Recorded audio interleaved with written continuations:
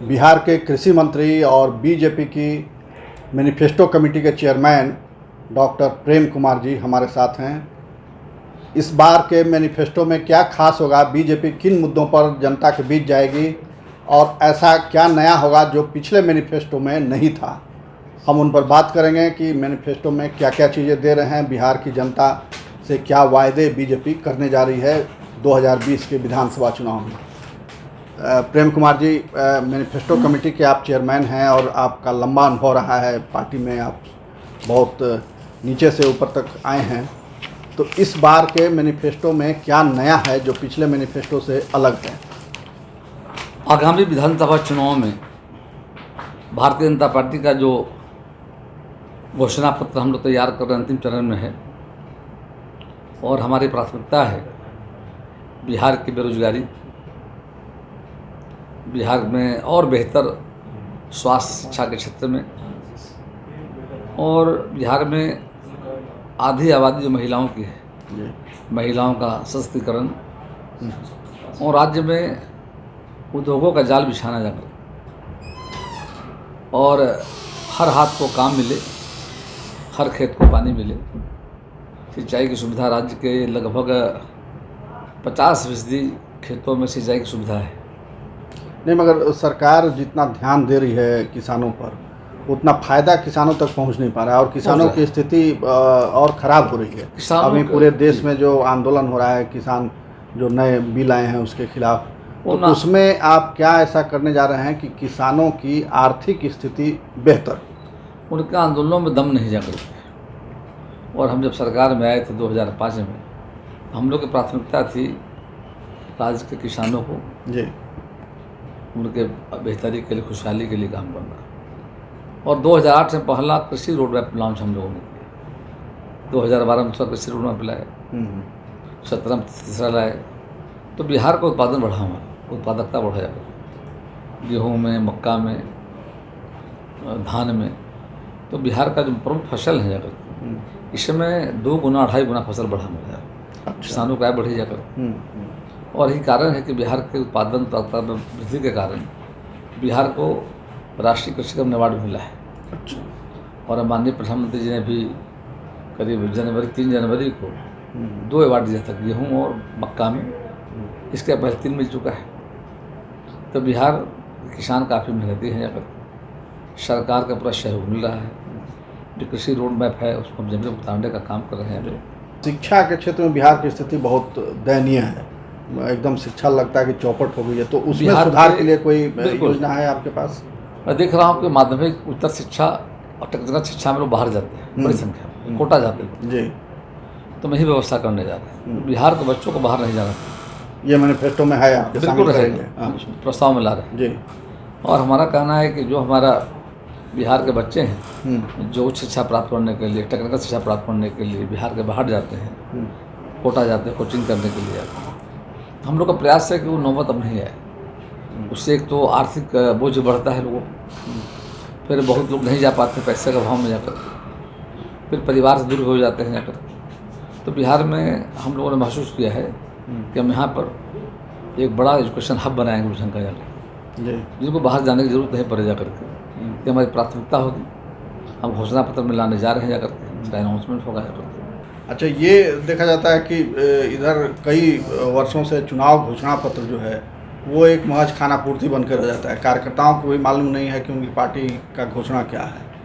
तो इसके लिए कुछ किया जा रहा है कि कार्यकर्ता भी जाने कि क्या है हमारी? आपने देखा कि जब लोकसभा चुनाव में हम ऐलान किए थे कि हम सरकार में आएंगे, 370 धारा 35 हटाएंगे जी, लागू किया।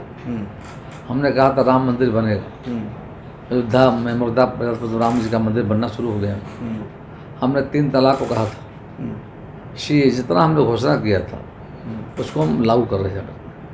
तो हमारी पार्टी का सोच है, जो हमारा संकल्प था, जो हमारी घोषणाएं थी जाकर के, उसको ज़मीन पर उतारने का काम हमारी सरकार करेगी। इसके हमारी पार्टी में मॉनिटरिंग होती है राष्ट्रीय लेवल पर, प्रांत के लेवल पर। उसी घोषणा पत्र के आधार पर हम काम करेंगे, कामों को आगे बढ़ाने का काम। अच्छा, फिर जेडीयू भी अलग घोषणा पत्र लाएगी या? स्वाभाविक है जी, दोनों अलग अलग दल हैं जाकर। हम राष्ट्रीय दल हैं, हमारा राष्ट्रीय एजेंडा होता है जाकर, हम राष्ट्र को हित में रख करके अपने एजेंडे को लाते हैं जाकर। जदयू मान लेते हैं यहाँ पर और सरकार हम की है जाकर, ऐसे को मान्यता मिला है और राष्ट्रीय दर्जा सम होता जाएगा। लेकिन सरकार तो मात्र बिहार में है, हमारा संगठन पूरे देश भर में है। हर राज्यों में, अधिकांश राज्यों में सरकार हमारी चल रही जाकर, केंद्र में सरकार में जाकर के हमारा जो भी एजेंडा होता है देश के हित को ध्यान रखकर होता है। तो क्या कोई कॉमन एजेंडा भी होगा दोनों पार्टियों का मिला के एनडीए का घोषणा? अब सिंचाई है, हाँ, दोनों कॉमन एजेंडा होगा। नहीं तो वो घोषणा करेंगे, एनडीए का कोई अलग से घोषणा पत्र आएगा या दोनों पार्टियां अलग अलग प्रयास करेंगे? अच्छा, पार्टियां अपनी घोषणा पत्र ला रही जाकर, आगे हम बात करेंगे कि एनडीए का घोषणा पत्र आया जाकर जी, ताकि और लोगों में एक नया उत्साह होगा, विश्वास होगा। उसके लिए बात करेंगे, पहले हम बना रहे हैं। और अभी देखा होगा आपने कि जदयू के द्वारा भी कई बातें की घोषणा की जा रही है जी। हम लोग भी अंतिम चरण में हैं हमारा घोषणा पत्र, और आशा करते हैं कि हम लोग अगले महीने घोषणा करें। अच्छा, ये देखा जा रहा है कि एनडीए के अंदर छोटे छोटे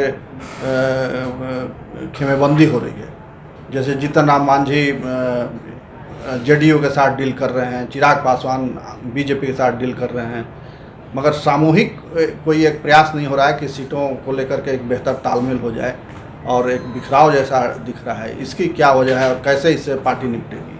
चलो है क्या कि पार्टी ने बहुत सोच समझ करके एनडीए ने तय किया है कि जदयू और बीजेपी दोनों दल जिस तरह लोकसभा चुनाव में बराबर लड़े, चुनाव में लड़े थे, इस बार भी हम लोग बराबर लड़ने जा रहे हैं।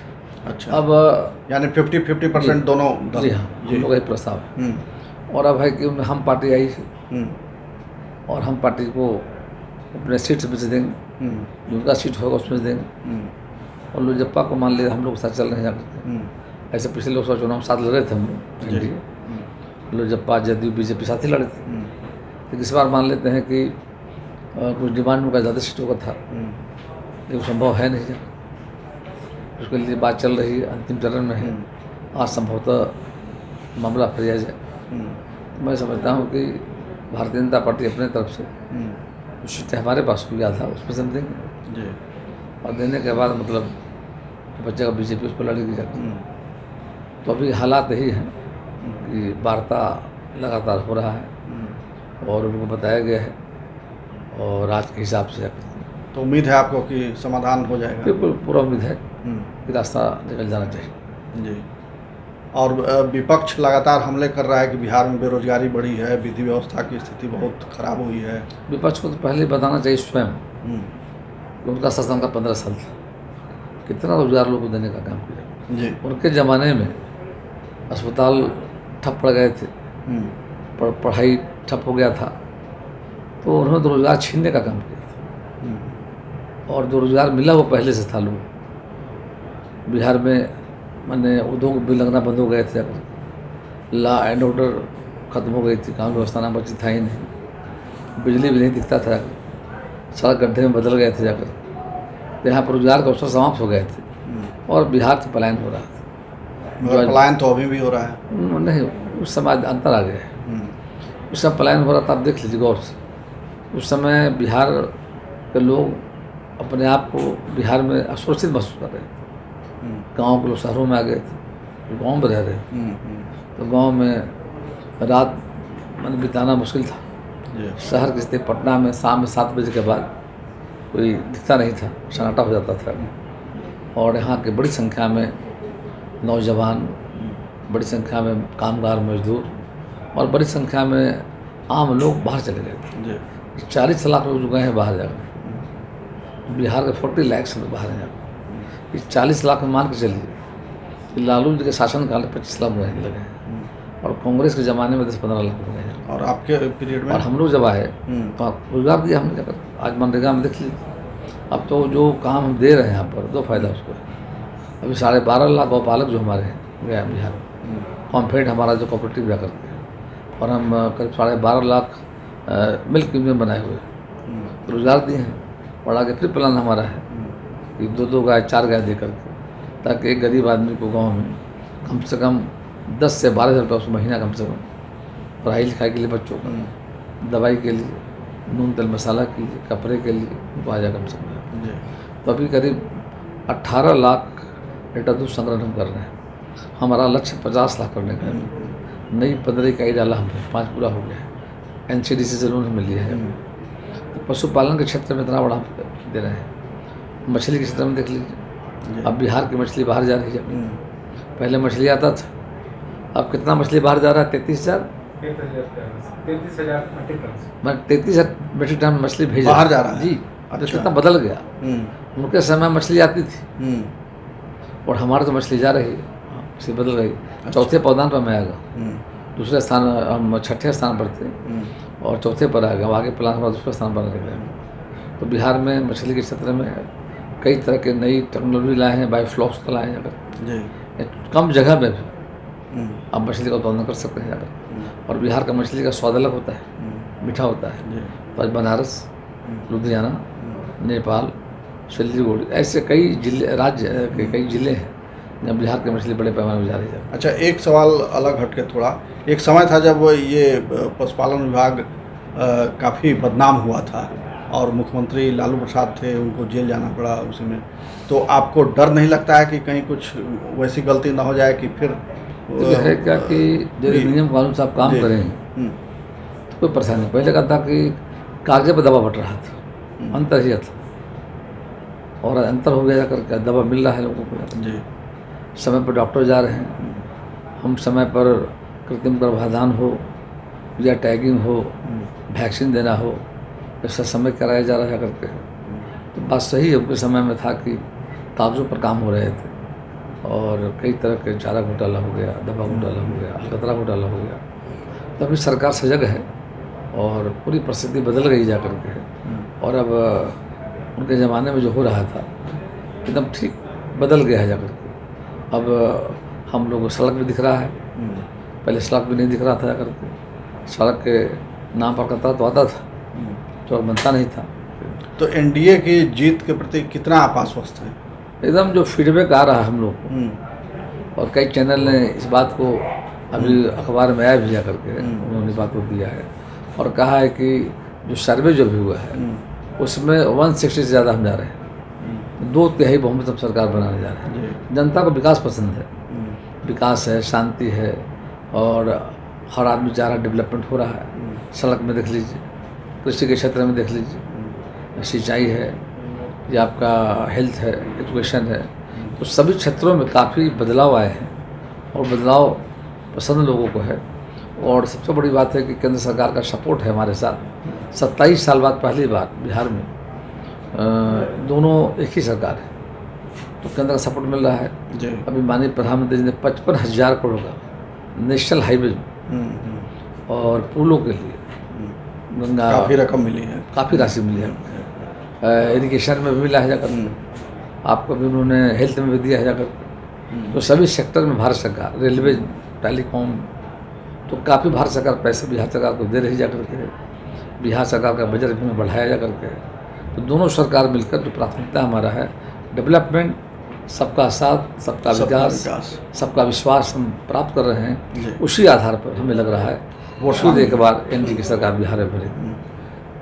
तो प्रेम कुमार जी का मानना है कि बिहार में विकास बहुत तेज़ी से हुआ है और चहुमुखी विकास हुआ है। जनता को इस पर कितना भरोसा है ये पता चलेगा जब वो वोट किसे देती है। और इनका ये भी मानना है कि हमारे जो मैनिफेस्टो में सभी वर्गों के लिए कुछ न कुछ खास रखा गया है, जिससे उस हर तबके का, बिहार के हर तबके का विकास हो और हर तबके की समस्याओं का समाधान किया जा सके। हमारी बातचीत यहीं समाप्त होती है। प्रेम कुमार जी, आपका बहुत बहुत धन्यवाद। नमस्कार।